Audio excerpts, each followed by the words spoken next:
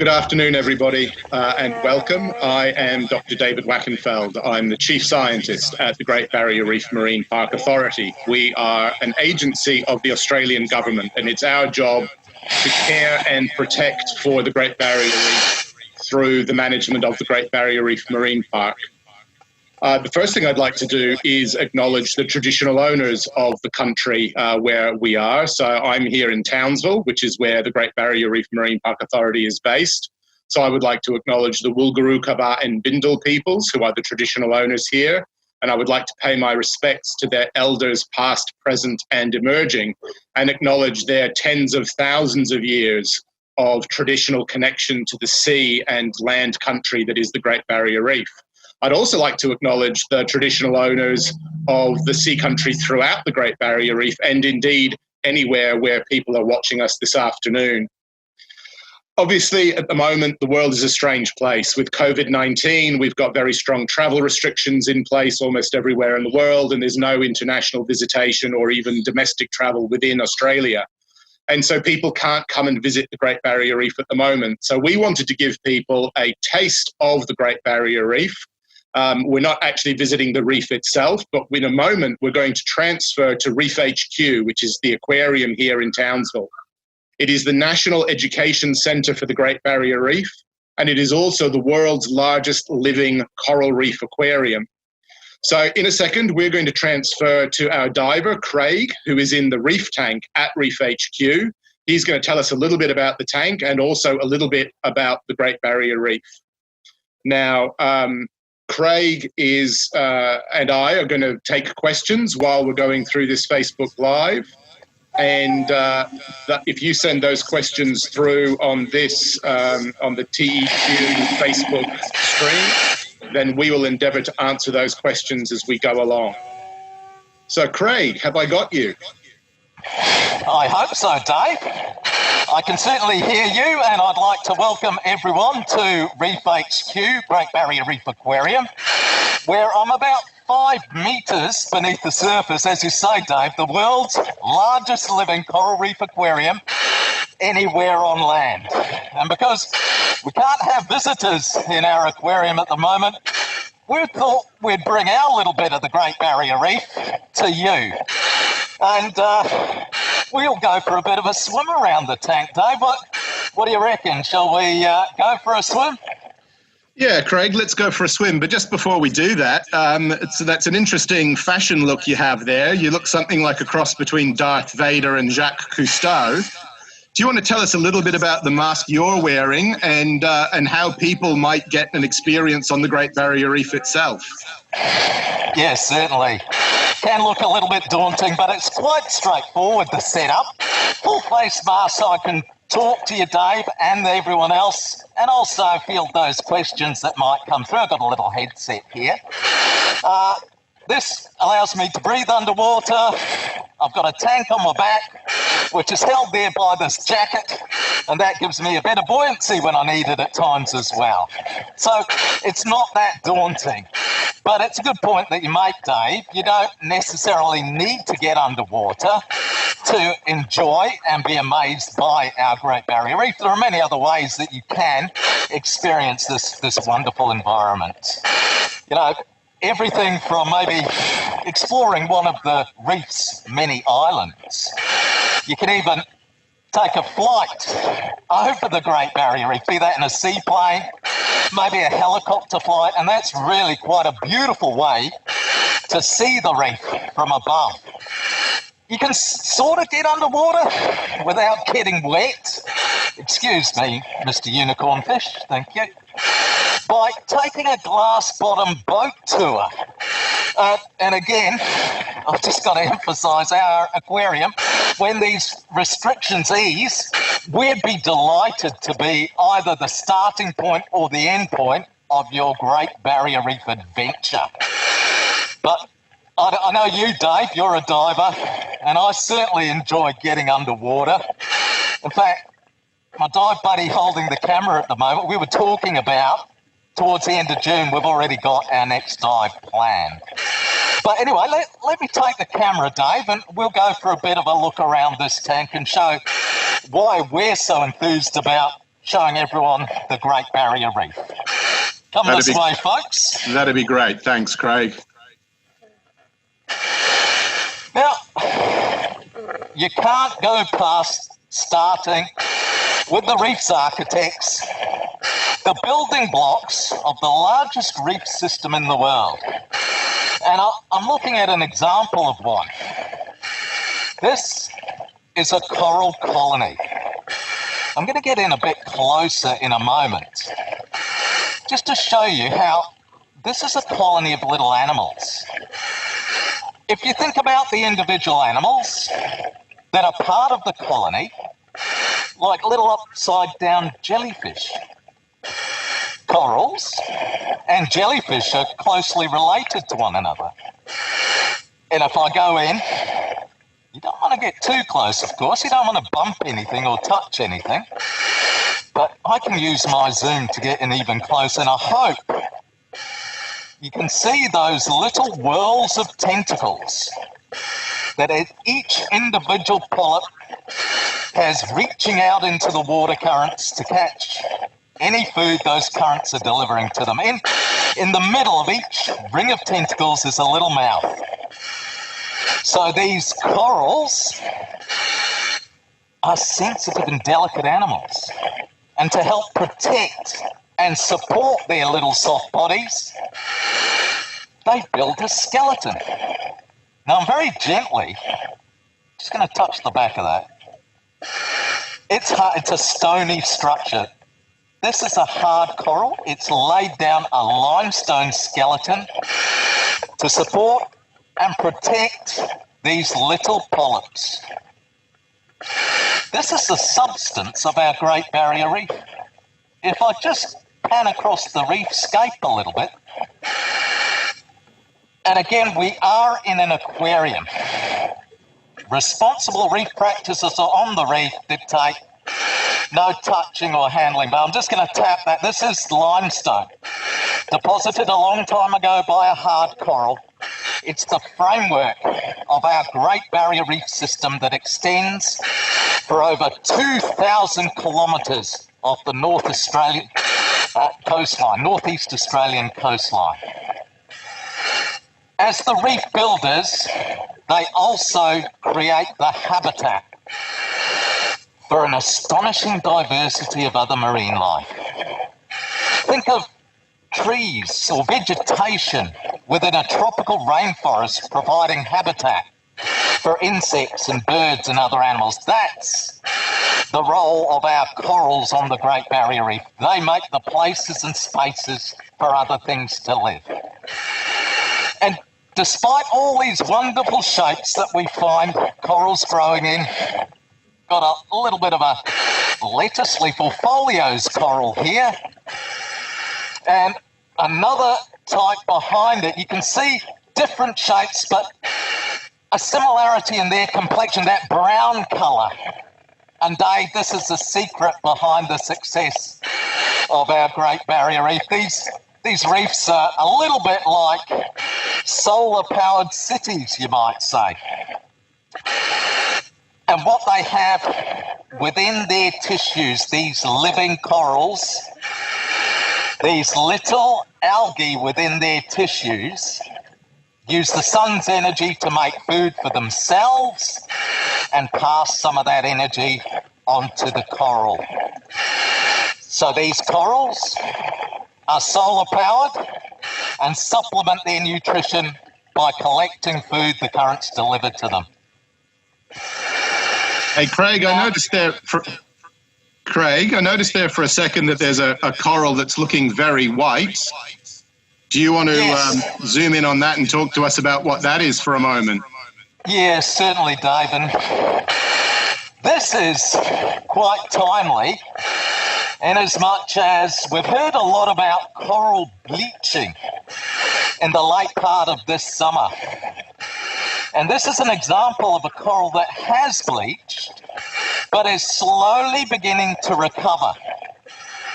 Bleaching is the process by which the little algae that live in partnership within the coral are ejected by the corals when the conditions aren't suitable. But now, With the benign conditions as we move out of summer into autumn and our cooler months, these corals, it's still alive, it's able to reacquire out of the water those single-celled algae, and over time will slowly get the complexion back. So yes, it stands out.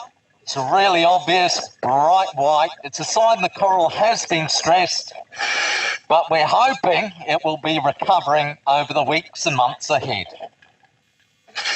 So, Craig, we've had a couple of questions asked about how people can help protect the Great Barrier Reef, and I think that bleached coral is a great opportunity to talk about that. So Craig's showing us there just one example of a single coral colony, but out on the reef itself, which is some 350,000 square kilometres, so bigger than 2/3 of the countries on the planet. When we get a marine heat wave, that stress condition in the corals, that coral bleaching, that can happen over huge areas of the Great Barrier Reef. Now, we've actually had 3 of these mass coral bleaching events in the last 5 years, and they're very definitely a symptom of the planet's temperature increasing because of climate change. And so the way that people can help reefs, I mean, obviously climate change is a global problem, but the good news is that means it also has a global solution. And people anywhere in the world, it doesn't matter where you live, in your homes and your businesses, you can help protect the Great Barrier Reef by reducing greenhouse gas emissions and help slow down the rate of climate change. That will help the Great Barrier Reef stay healthier into the future. So, really that's one of the key things. It's important to follow good practices when you're diving or visiting the reef. Don't litter, don't touch the coral and so on. But even when you go home or when you're at home now, you can still help the reef by reducing greenhouse gas emissions. And I think that the corals themselves show us the way of the future because, as Craig said, the corals are actually solar-powered animals. And so a coral reef is very much like a solar-powered city.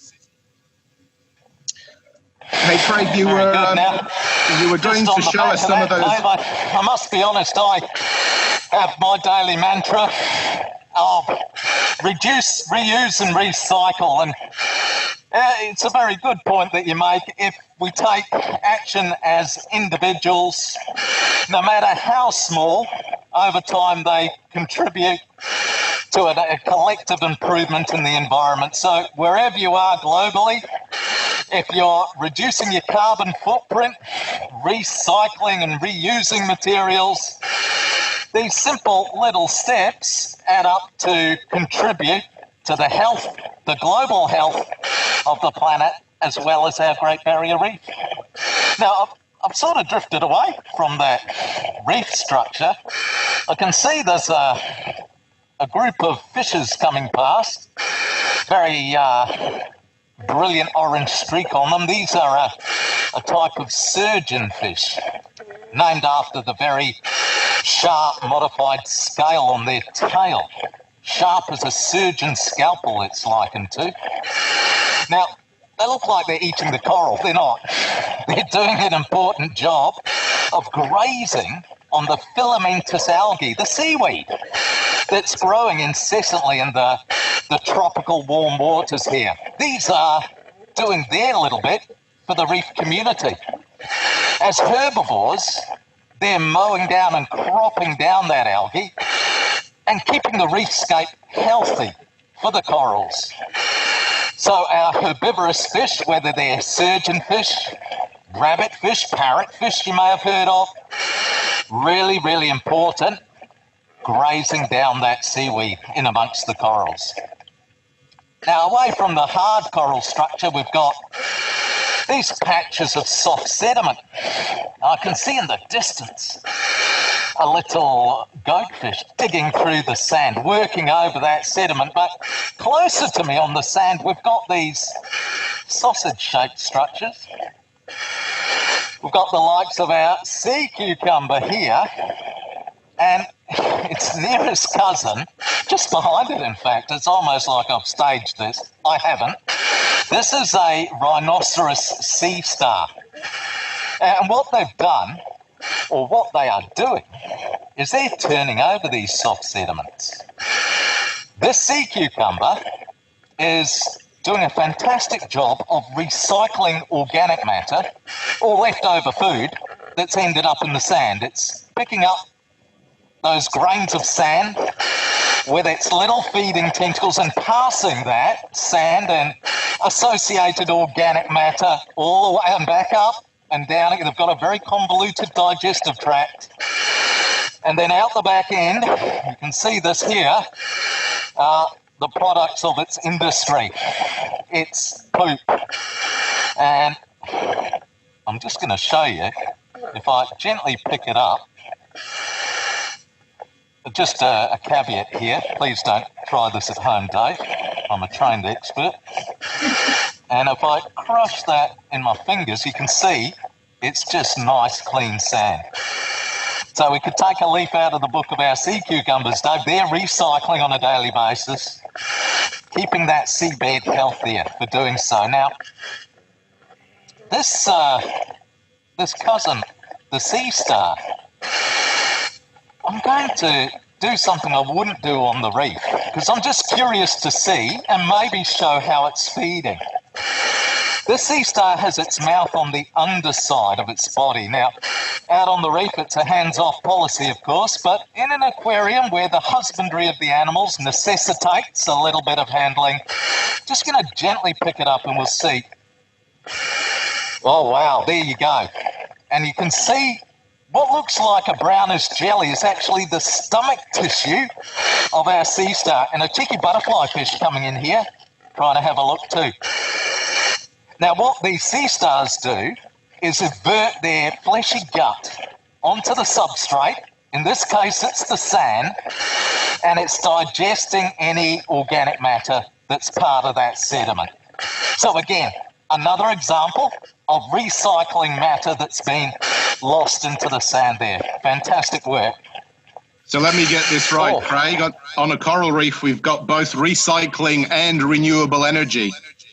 Indeed, and you know, if we go back to the analogy of a solar city, our reef is very much a community of organisms that have different roles to contribute to the healthy functioning and ecology of the Great Barrier Reef. Now, I'm just going up here a little bit higher because I can see one of the Great Eight. And by that I mean the Great Barrier Reef has some iconic animals that we can enjoy looking at, from whales, sea turtles, you've got giant clams, humphead wrasse, potato cod. What I might do is show you the Great Barrier Reef anemone fish. So yes, one of our Great Eight, the anemone fish. We have 7 species on our Great Barrier Reef. And this is the Great Barrier Reef anemone fish. And it's quite an aggressive, tenacious individual. If I get too close, they'll tell me and they'll protect that sea anemone. The sea anemone, the host for the anemone fish, it's like one big upside down jellyfish sitting on the reef crest here. If I go into the center, we can see the mouth of the sea anemone, which is also its bottom. They have a 2-way gut, so food goes in and waste comes back the other way. The anemone fish swim through those tentacles with no ill effects whatsoever. The little yellow damsel hanging around wouldn't have such an easy time. The tentacles would grab hold of it and it would get a serious injury, if not engulfed by the anemone in due course. So our anemone fish and the anemone, beautiful example of one of many partnerships that different species have with one another on the reef. It's a mutually beneficial role that the anemone fish and the anemone have with one another. As I say, these are quite territorial and they'll chase away anything that comes a little bit too close to their safe haven. So they protect the anemone and in return, they get a safe haven in among those stinging tentacles. Our might just drop back down to the bottom. And don't know if you've got any more questions there as yet, Dave.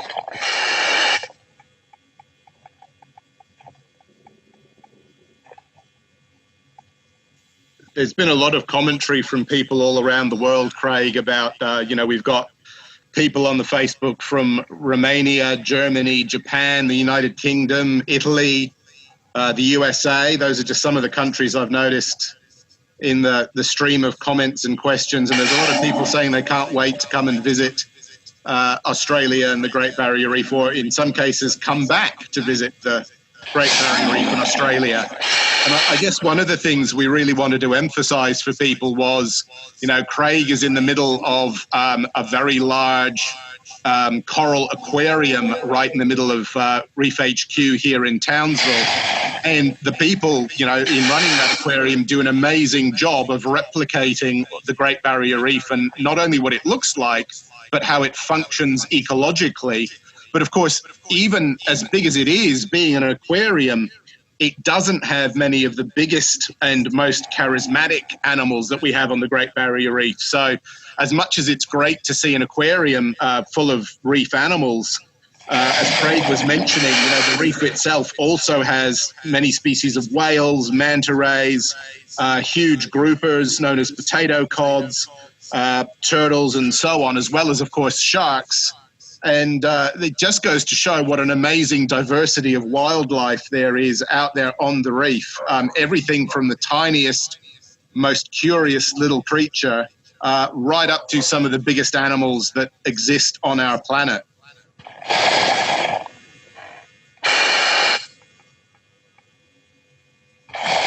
Now, I might go for a bit of a swim because we've only seen a little patch of our aquarium. I thought I might venture into another area. We'll go for a swim through this channel. And we'll go over Craig, these large soft corals. Craig, As well as those hard corals I was pointing out, we get well over 100 species of soft corals too, and very important habitat and a source of food for certain fishes and other animals, some turtles even. It's a blue Craig, Linkia sea star. One of the questions we've got, Craig, is asking whether or not all corals are colourful. And I was wondering if you could just talk a little bit about how corals get their colour, maybe using some of that soft coral as an example. Yeah, certainly. So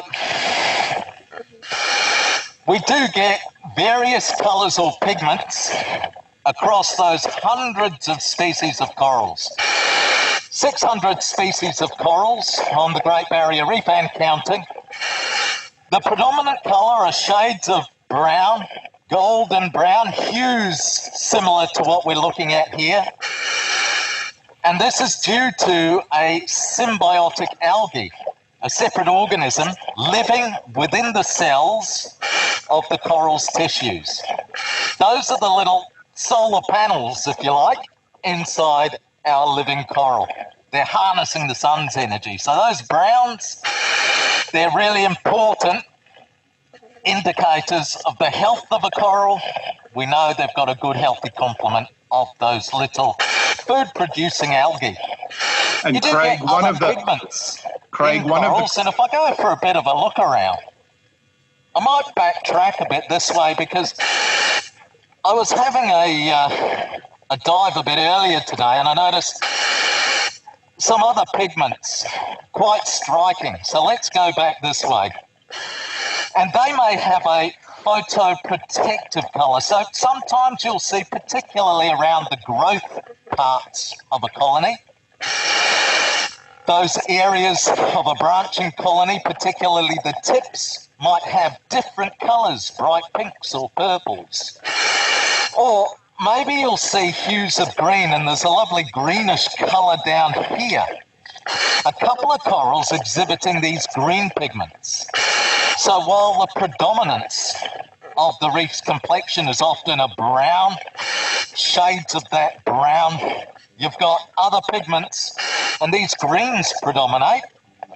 And I thought to have a photoprotective function, helping the coral regulate the light that's getting into its tissues. By getting really close, you might see with this honeycomb type coral, the pale green in the middle. So I hope that answers the question, Dave. You do get other pigments, but quite a predominance of that golden brown. Craig, one of the questions that's been asked is about what the best time of year to visit the reef is, and I'll let you give your answer in a moment, but my own experience diving on the reef is that at different times of the year, there's always something different to see. You know, for example, in the winter, we have the wonderful migration of the whales as they come up the coast, and you can see humpback whales and dwarf minke whales on the Great Barrier Reef, but they're only here in the winter months, not the summer. Then on the other hand, in the summer months, of course, we've got the magnificent coral spawning event, which is really one of the spectacles of nature.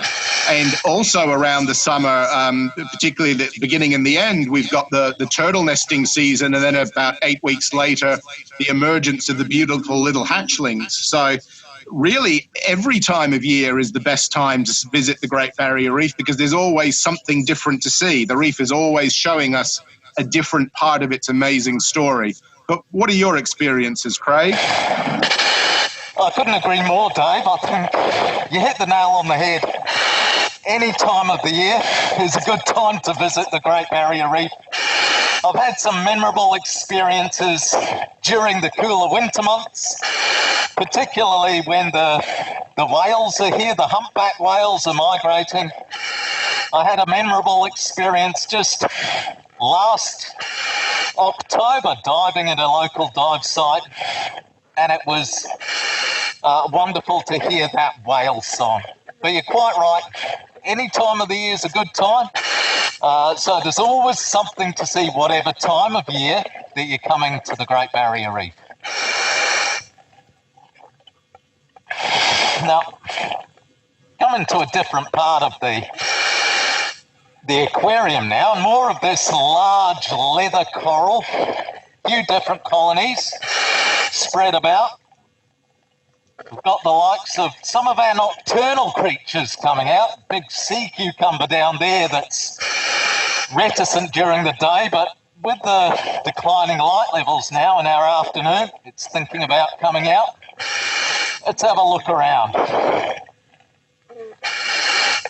Craig, while you're looking at that reefscape in front of you, sea cucumbers abound.